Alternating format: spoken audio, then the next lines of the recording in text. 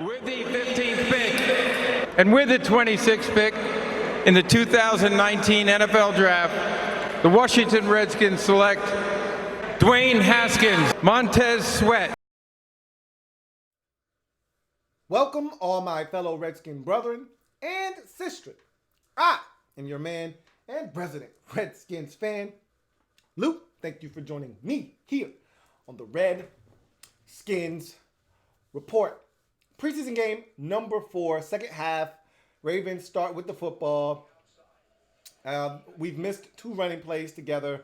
The first was a good run by Dixon. The second was a good stop by the Redskins defense. But there is a penalty on the play, I believe.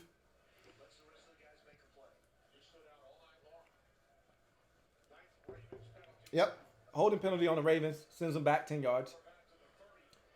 And now JoJo Wicker with the sack as the pocket collapses on Trace McSorley.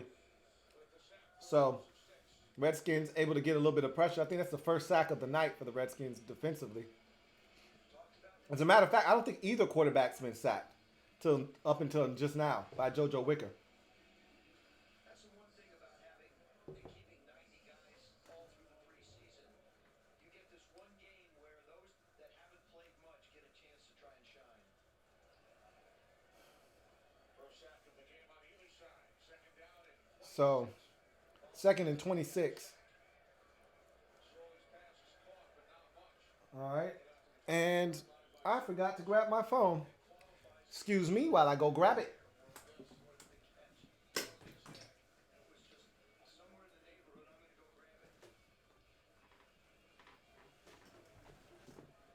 Oh, all right.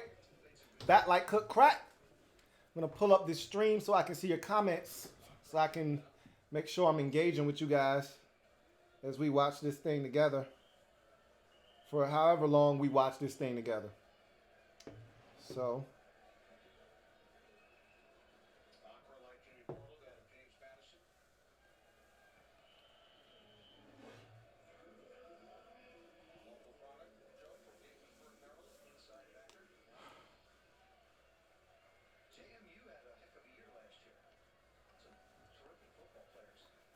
all right, so now it's 3rd and 22. I saw Haskins on the sidelines at halftime leading to the third quarter. Didn't have the demeanor of a guy that looked like he was coming back in the game. I could be wrong, though.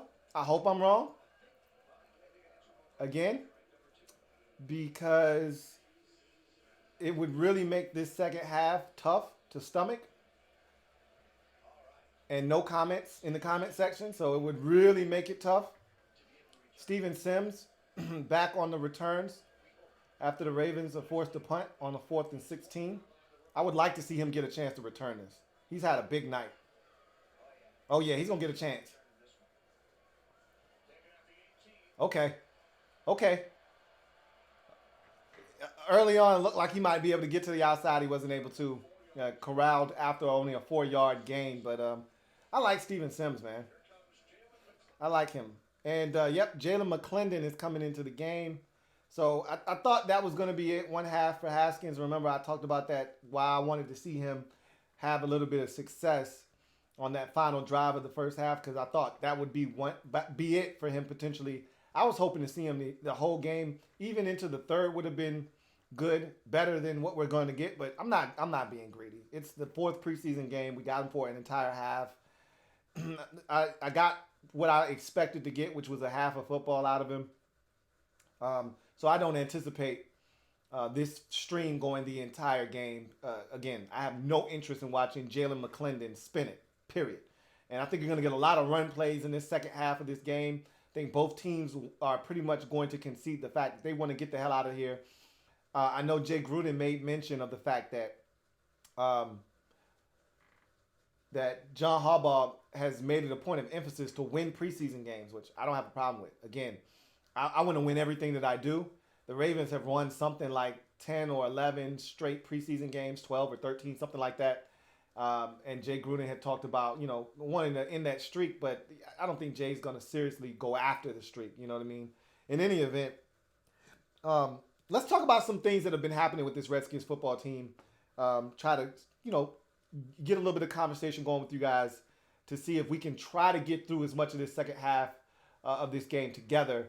But so I wanted to ask you guys, what did you think about the report, or not report? It was actually an interview done by the sideline reporter, Sherry Burris, that she was able to sit down with Bruce Allen the other day, and we got the soundbite out of Bruce where he said, essentially, we're not trading Trent. He's not here, and he's going to play football. He said, we just had a retirement the other day that was a bombshell in the league. I don't anticipate, Trent retiring from football, and I think he's going to play football again this season. And she said, okay, so you think he's going to play this season? Does that mean you're going to trade him, or do you think he's going to play with the Redskins? He's like, no, he's going to play for the Redskins. If he plays football this year, it's going to be for the Redskins. So read into that what you like. I don't necessarily know if I take Bruce at face value there in that statement. Like, he's not going to trade Trent under no circumstances. I think there's a situation where if there's a good enough deal involved, he will pull the trigger and move Trent. But it would have to be one of those deals that knocks your socks off, which I'm not thrilled about, because at the end of the day, I think this situation is beyond repair. I know a lot of you have heard of the D'Angelo Hall situation where he said he talked to Trent, and this was reported by The Athletic, that he talked to Trent, and Trent told him under no circumstances, it was 0% chance was the exact wording here, that he would show up for week 1. So I don't really know what to make of the whole situation. I've said all along, once we got to this point where I thought we were at the point of no return, I thought you just needed to trade Trent and keep it moving, man. He's been a hell of a Redskin. He's been a warrior for us. He's played hurt, a lot of different things. The Redskins have had his back in some times of adversity where he was going through the whole weed smoking thing and the suspensions, and he's had the Redskins back where he's played injured and sacrificed his body. But, all good things must come to an end, as a wise woman once told me. I think we've reached that point where this thing is not salvageable. And I think Bruce still thinks that Trent's going to wilt under the pressure of not getting game checks. We'll see what happens. I don't anticipate Trent wilting under not getting game checks. You know what I mean? So, but it's one thing to say that. It's another thing to actually do it. And you may be able to sit out 1 or 2 or 3 weeks not getting game checks. But are you willing to sit out 5, 6, 7, 8 weeks, 10 weeks, 12 weeks? I don't know. I really don't know how this thing is going to turn out. I don't know how it's going to end.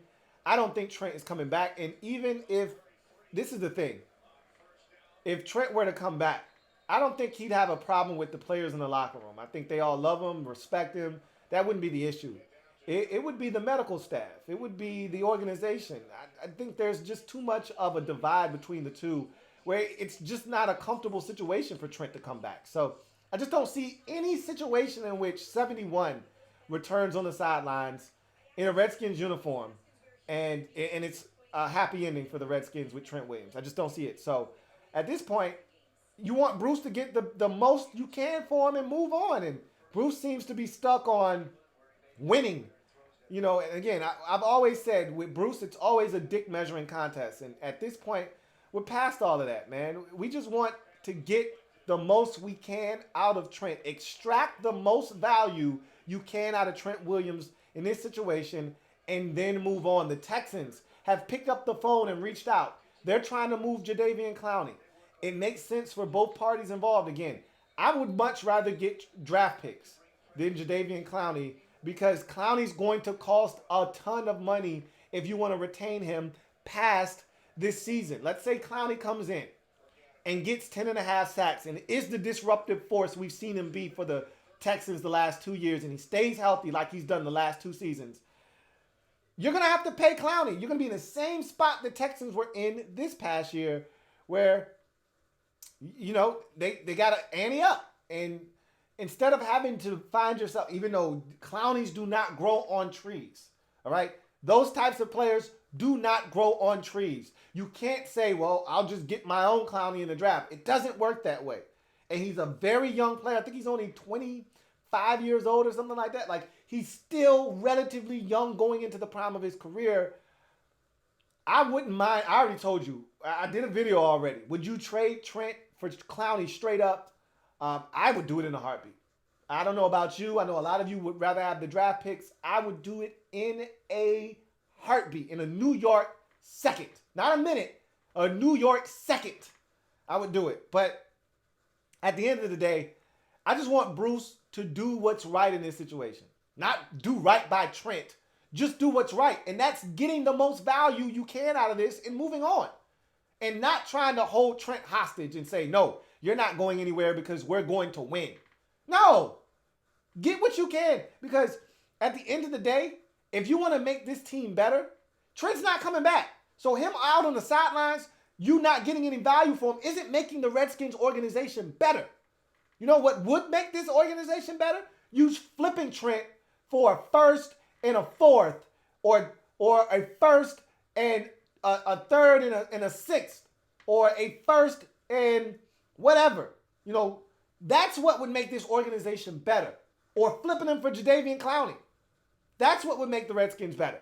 Not you holding him hostage. Trent at home does nothing for us. Future or present. Nothing for us. You get rid of Trent, you flip him.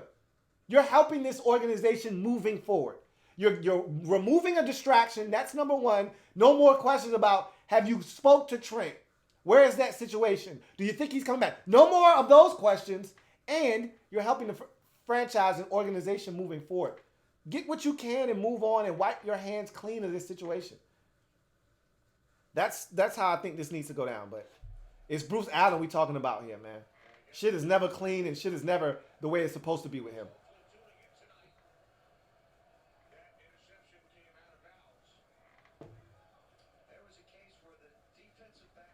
So, I said all of that. Jaden McClendon almost threw a pick.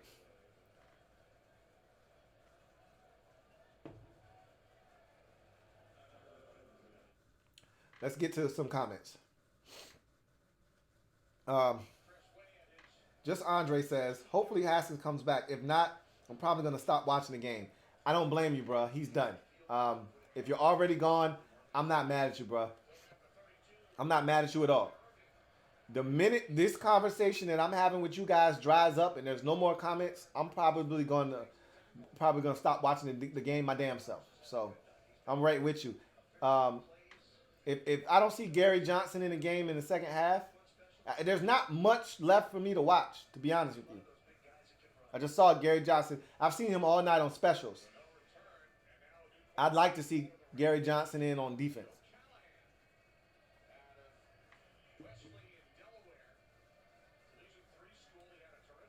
Mo L says, you think Cam drops today are going to play a big factor if he makes the roster, or is he still a lock?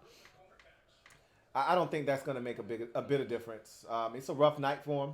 Guys have rough days. But I can tell you this much. You're not instilling confidence in the coaching staff when you have the day that Cam Sims had.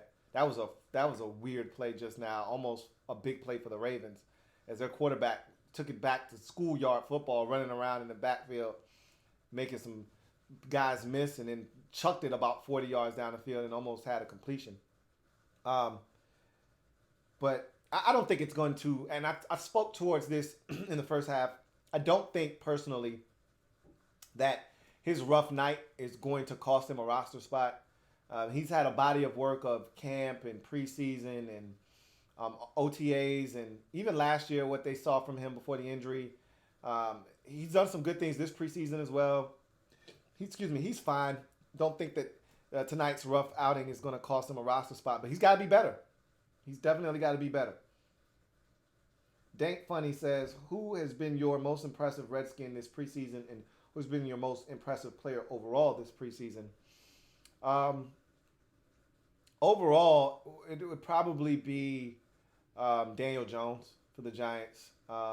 Again, take it with a grain of salt. But what he's done this preseason, I didn't see coming. I wasn't a huge Daniel Jones fan. I didn't think he was going to come in and play this well right away. So that's been pretty impressive from him. As far as the Redskins are concerned, the guy that I walked away from this preseason the most impressed with has been Daron Payne. I did not anticipate Daron Payne being anything more than a run stopper that could get occasional pressure on the quarterback. And he looks like a different animal right now. And he looked good last year. I don't want to discount his rookie season because the guy was really good last year, but he looks next level good right now. And again, it's a preseason. Take it with a grain of salt. So I'm not going to get carried away. But what I've seen from Daron Payne has been exceptional this preseason. And I'm looking forward to seeing him come the regular season and see if that continues to be the trend for him moving forward. Hype Dude says, what are your thoughts of us possibly winning our first game against the Eagles? What would it take to get the win? I think what it would take would be what the winning formula was for the Redskins last year. Run the football, play sound defense, get off the field on third downs, create a turnover or two if you can, but you got to take care of the football yourself. Limit the penalties and the mistakes, which is what we did when we started out the season last year, 5-2. These are all things you got to do, and when opportunities present themselves, take full advantage. Special teams has to be sharp. Pretty much, I just told you that we got to play flawless football. And when I say flawless, I mean doing all the little things correct. Not necessarily going out and Case Keenum setting the world on fire or the receivers doing a lot of stuff. I think it's got to be more along the lines of doing the little things correct. For instance, we can't have the penalties we've had this preseason. Some of them have been bogus calls against the Redskins for sure, but we can't have the holding penalty down on the 1 yard line by Eric Flowers. That can't happen. You're taking 7 off the board and replacing it with 3. Like, we can't do that and expect to beat the Eagles. You got situations like the drops. We've had drops. Jordan Reed had a drop on a third down. Cam Sims had some drops tonight. We've seen drops throughout the preseason. That can't happen if you're going to try to beat the Philadelphia Eagles. Those types of things we can't have if we're going to beat the Eagles. The self-inflicted wounds, the turnovers. Case Keenum can't be in the pocket with a guy draped all over him, still trying to throw the football and gets hit and fumbles and it turns into an interception because it's caught by a defender. That can't happen. Got to take care of the football. So it's those things that are going to give us a chance. And we got to run the football and run it effectively. You know the formula. Last year when we beat Tampa, when we beat the Giants, when we beat the Cowboys, when we beat the Cardinals, when we started off the season 5-2, that was the winning formula. Play defense. Run the football. Don't turn it over. Don't beat yourself with penalties. Play good special teams. You got a shot to win. Win the turnover battle. We did it consistently early in the season. We'll have to do it again. So I think we have a legitimate shot again. The Eagles are good. The Eagles aren't great. It's not like we're playing the Rams or the Saints week 1. We're playing the Eagles. The Eagles are good. They're not great. All right? The Eagles are better than us. If the Eagles play at their best, we play at our best, they're going to beat us. But if Carson Wentz hasn't played all preseason, all right, he could be a little rusty.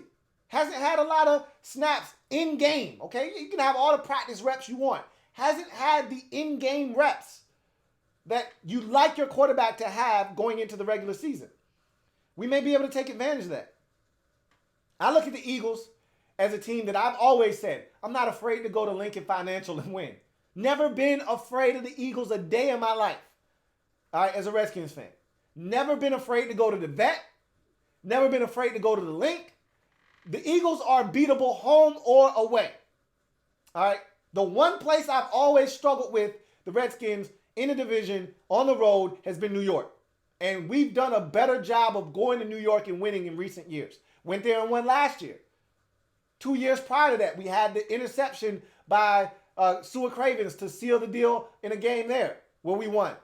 All right. So we've been to the Meadowlands and won 2 out of the last 3 years. So we know we're capable of going to New York and winning. But Philadelphia, I have no problems going into Philly and winning. But the thing is, I think they're a better football team.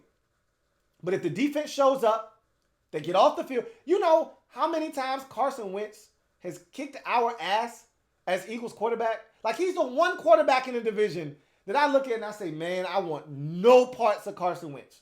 No smoke with this dude. Remember week 1 in 2017, he came to Washington? Had that first touchdown. That shit was a backbreaker, too. That first spin around, break 2 sacks, find Nelson Aguilar 50 yards down the field. That shit hurt. Remember the Monday night last year?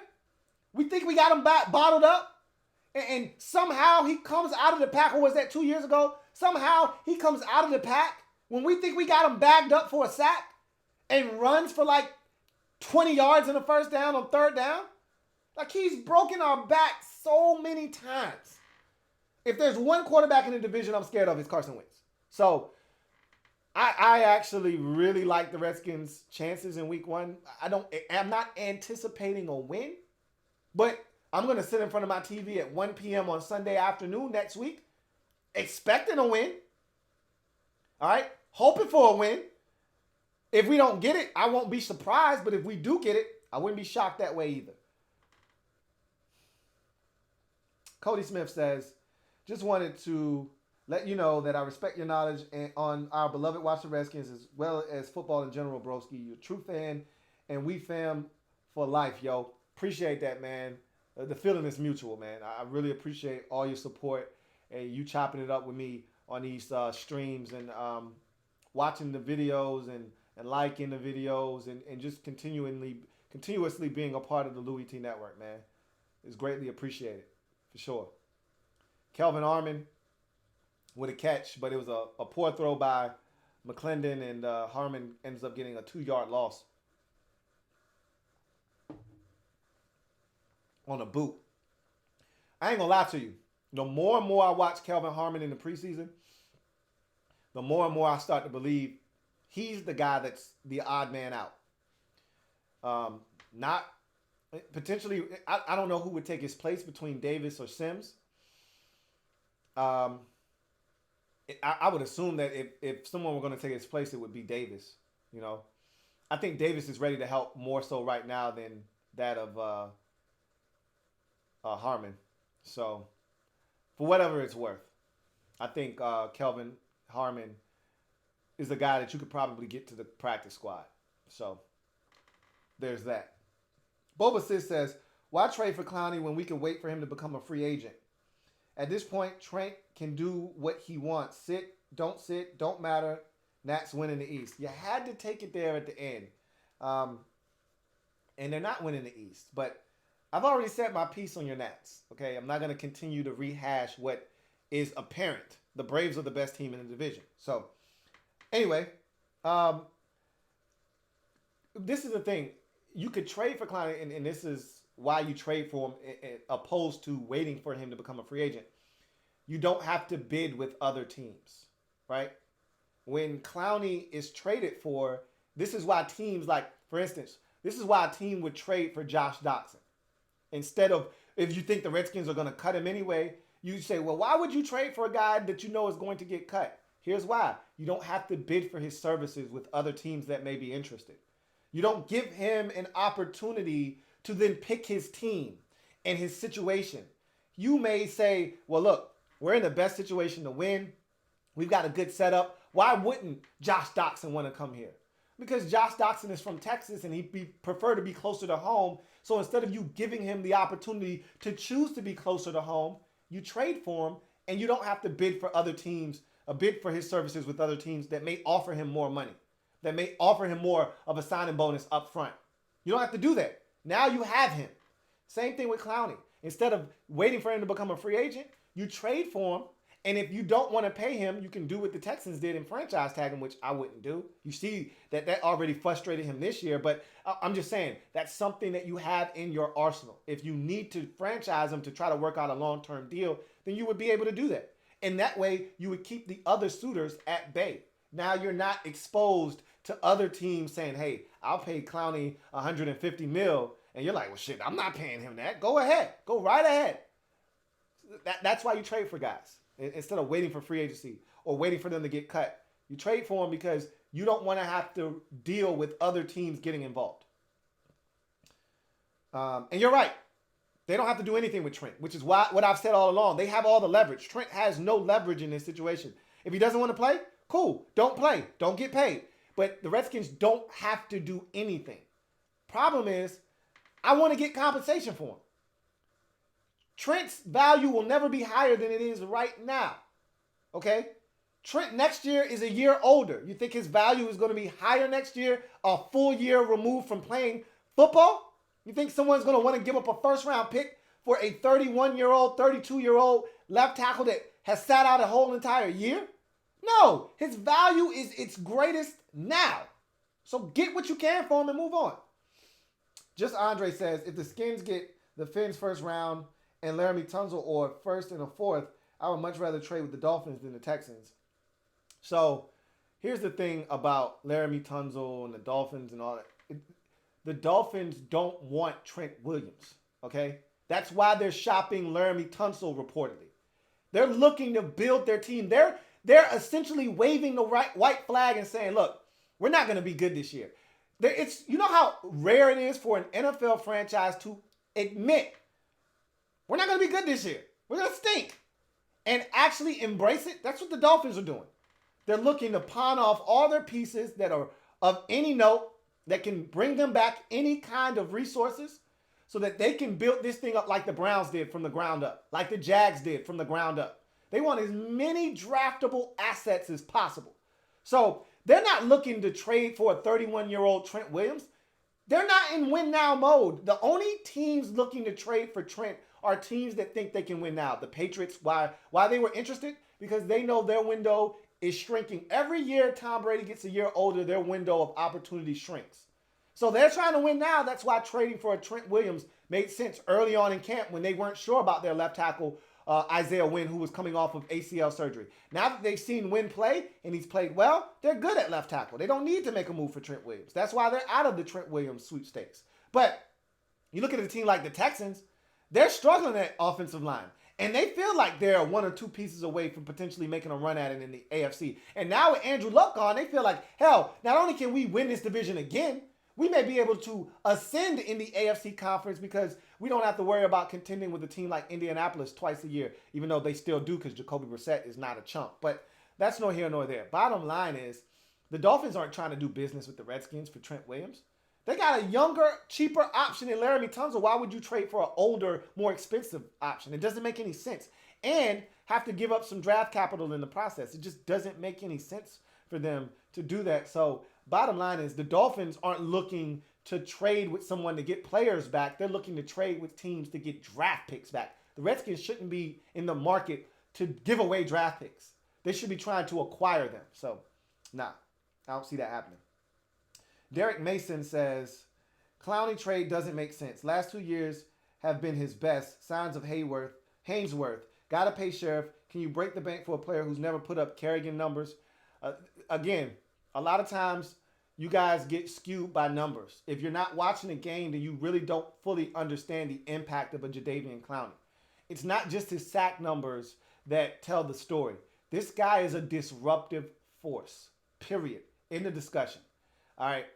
Hainsworth was different in the sense that Hainsworth was a guy that had one true year of production in Tennessee. You saw flashes here and there, but for the most part, Hainsworth had one true year, and that was that contract year. All right. Jadeveon Clowney's been really good the last 2 seasons. All right. Last two seasons, he's been exceptionally good. And at times, the only guy, with Watt being out of the lineup, Whitney Merciless being on a milk carton, at times, he was the only guy on that Texans defense. 2 years ago, he was the only guy on that Texans defense. And he still was a disruptive force. So I disagree with your assessment that he's got Hainsworth written all over him. However, you are right about Sheriff. We do need to pay him. And I again, don't want to trade for Clowney. I would prefer to get draft picks. But if you told me You can't get draft picks, but you can get Clowney. All right, sign me up. Sign me up.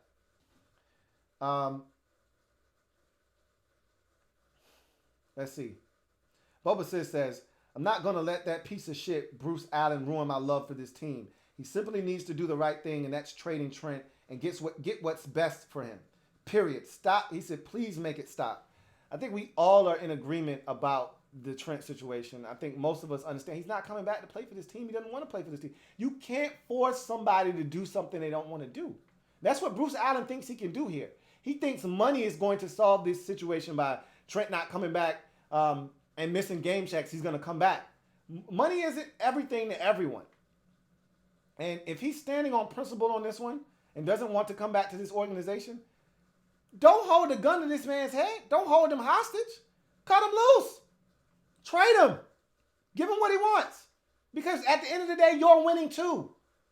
You know, it shouldn't be well, if we trade him, Trent wins. No, you trade him, you get good compensation, you win. To hell with what Trent gets. You win. Because you're coming away with a first-round draft pick. Yin Yang Domain says, Chris Sims reported that Urban Meyer wasn't sure about Haskins at the start of the year, but got better every week. I don't know. Urban Meyer's not ever sure about any quarterback. When have you ever seen Urban Meyer outside of Tim Tebow? And even then, he still used to flip-flop with Chris Leak, if you remember those days. Urban Meyer's never been a one-quarterback guy, period. You play good for 2 games, you F up one game, and then the next guy's in. You saw it the entire – JT Barrett went through it. What's the kid that's in San Diego or Los Angeles with the Chargers that won them the national championship? When he came in and won, we've seen it we've seen a whole bunch under Urban Meyer throughout his years at Florida and even in Ohio State. So,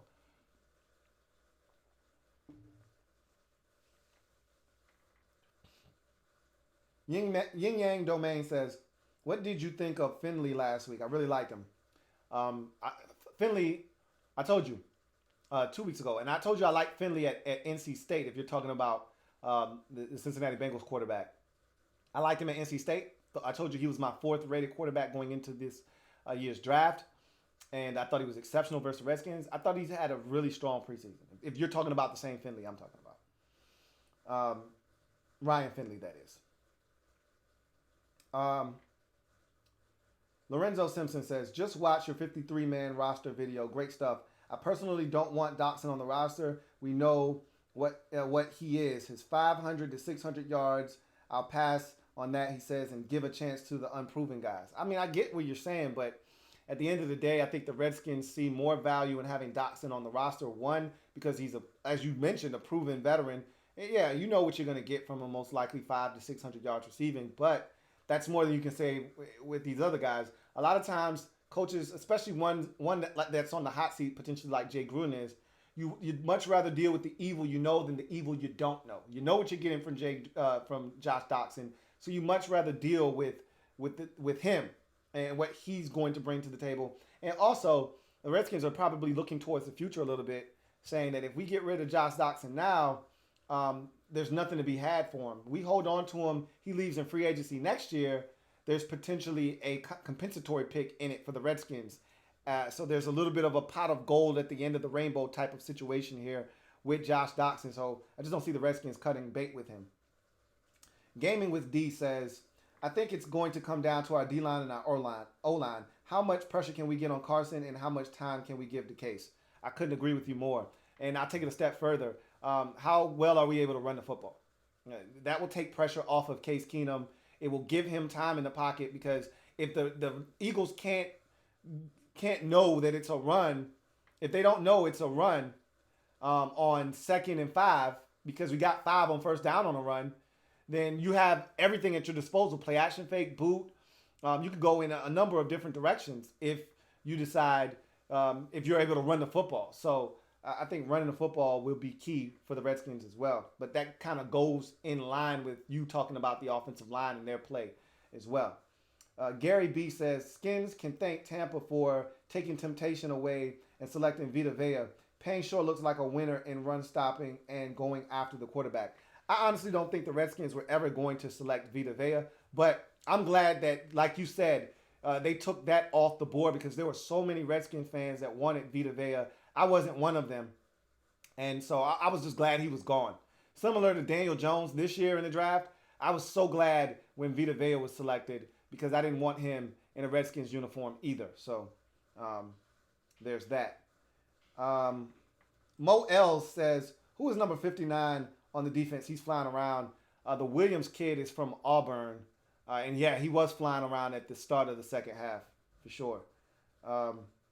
Jaden Dolphelmeyer says, you think Steven Sims has made a good case for the Redskins to rethink who's going to be their receivers this season? I'm not sure if he's making it onto the practice squad. He's giving them something to think about for sure. I think his performance tonight, the touchdown catch, his play on special teams, on the punt returns, and the kickoff return, he's done some really good things. I'm not sure if it's enough to get him onto the roster, but it's enough to make the Redskins coaching staff have to think about it. You know, they're going to have a discussion about Steven Sims. I don't know who they got returning punts right now. I know Steven Sims can do it. I don't know who they have as a backup slot option. I know Steven Sims can do it. So there's a lot for them to discuss. But I don't know if one game against players that probably aren't going to be in the league is enough for them to, change their mind on Steven Sims as of right now. Lorenzo Simpson says, you're talking about Cardale Jones. Exactly. That's who I was referring to. Cardale Jones.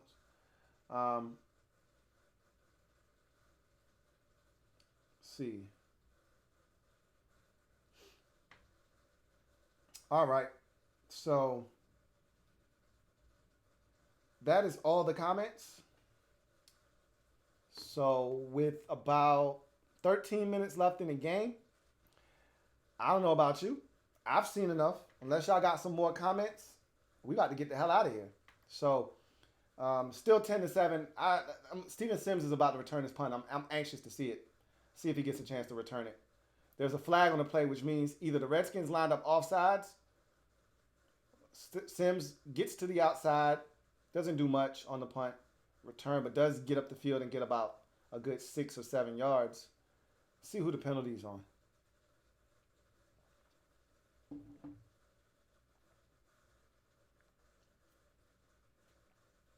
Just Andre says, oh, so you didn't leave.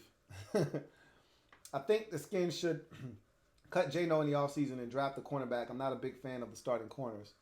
Well, we'll see. His play on the field this year will determine whether he's back for that last year of his deal. Next year is the last year of his deal.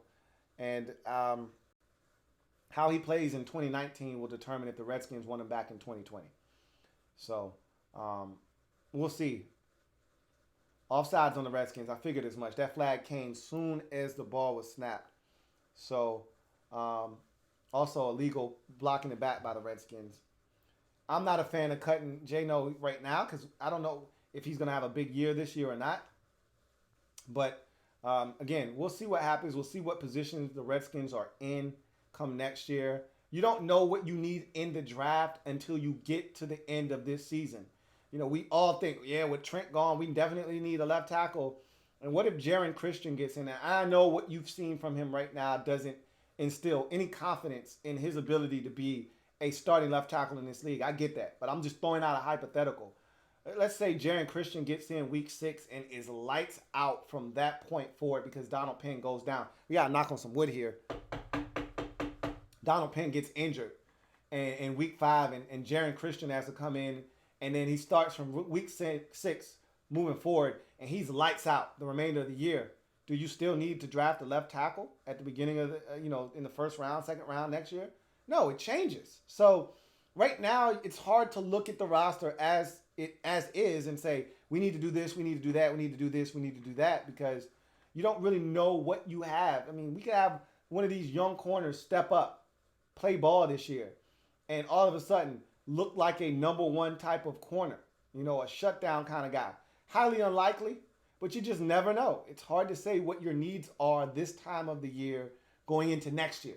We can talk about what our needs are right now, all right? But we don't know what those will be come next year. Mr. DCB215 says, Reeves reminds me of Kyshawn Jarrett. I hope he makes his team. I can see that a little bit. I don't think he's as versatile as Kaishan was. Kaishan was a guy that could play over the slot, did that a lot. He played that nickel rover position at Vitek.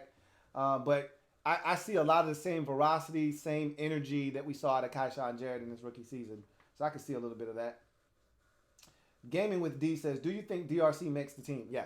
And if you've watched my 53-man roster video, you'll see that I have him making the roster as well.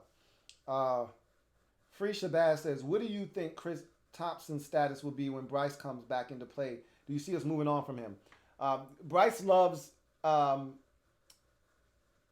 his presence on the roster won't impact Chris Thompson this year. Now, if you're talking next year, there's a debate to be made. But Jay's always been looking for his Chris Thompson backup, if you will.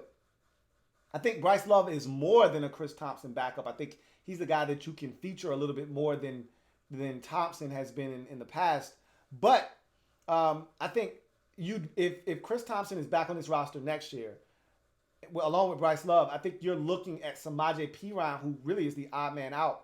If Adrian Peterson is back next year as well, which you can't assume as he continues to get up there in age, but let's just assume that AD is back along with Geis next year and Chris Thompson, then you would have Bryce Love on the roster, and he would supplant Perine, and Perine would be the odd man out because, again, right now, as the roster is set up, you don't have a true replacement if Chris Thompson were to get hurt.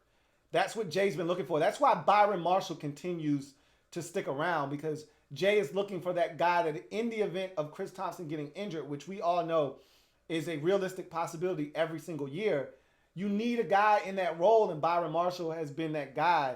And even though I'm not a Byron Marshall fan at all. So I think it wouldn't necessarily be an indictment on Chris as much as you'd have a guy that would be able to back up Chris in the event something happens, and you would slowly work Bryce Love into the mix.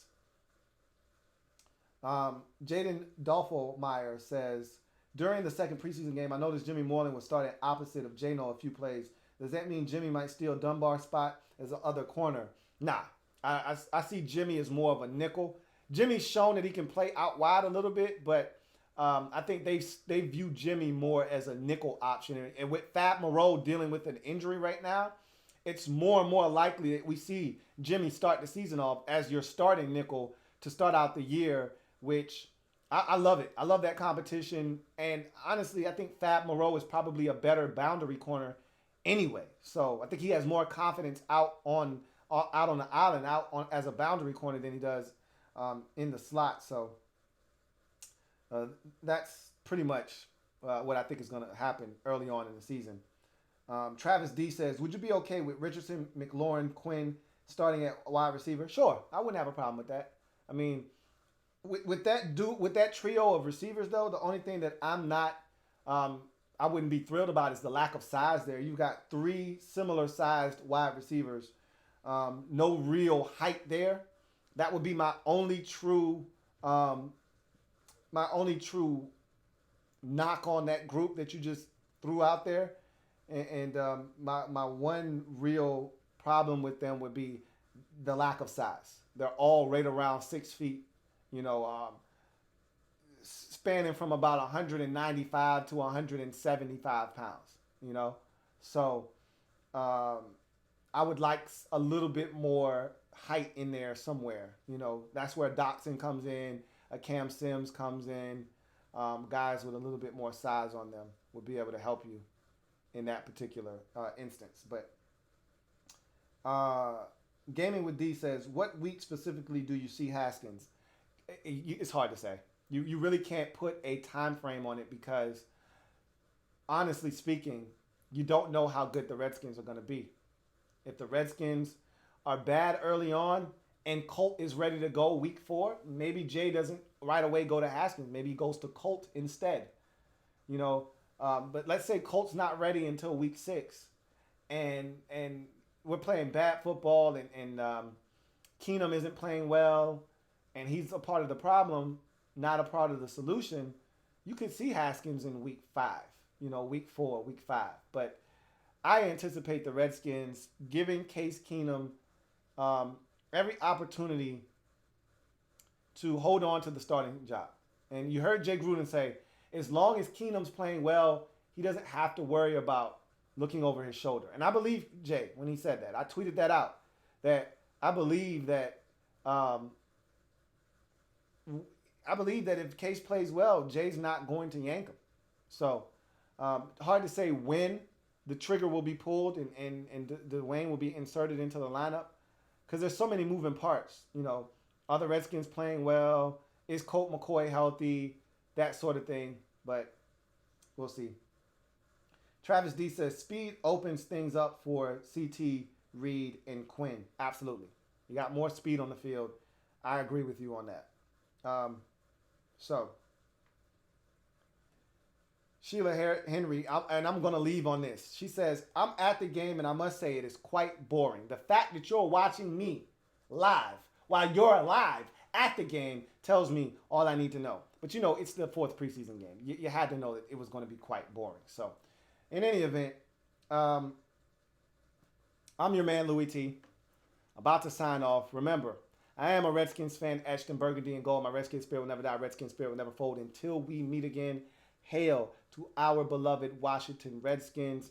I'm going to remind you guys one more time. Don't forget to check out the podcast, Louie T Network Podcast. It's up and available. Don't forget to check out the Fantasy Football League if you're interested. That video is up. If you're interested, go ahead and watch the video, follow the steps. Again, if you need help, I can walk you through how to sign up for fantasy football on the Louie T Network. Same can be said for Winners and Losers, which is a year-long weekly pick'em or a year-long pick'em league. If you want in on that, check out the video. That'll give you all the information you need there. Also, I have a survivor pool, Soul Survivor pool. The video for that is up if you're interested in that. All of these are paid entry, so you pay to get in, and of course there is a pot at the end if you come out victorious. And then the weekly pick'em pool, it's just simply making picks during one particular week, and if you come out with the best record, you win the money that week. It's a lot of fun, and again, like I said, it's easy money if you're good. I made some good money last year just picking games. You know, my man Sean Hawk, who is also a Redskins fan, he was right there with me, step for step. You know, he might have won 1 week less than I did, but he was right there, and he won the bigger weeks. So he probably won more money than I did last year in the weekly pick'em because he won when the pot was its biggest. But that's nor here nor there. If you're interested in any of the extracurricular things I'm doing this season, hit your man Louie T up, and I'll walk you through the steps of how you can get in my fantasy league, how you can get in Winners and Losers league, how you can get in my Soul Survivor pool, or how you can get into the weekly pick'em pool as well. I'm your man Louie T, signing off. Until next time, have a good one. Louie T Network.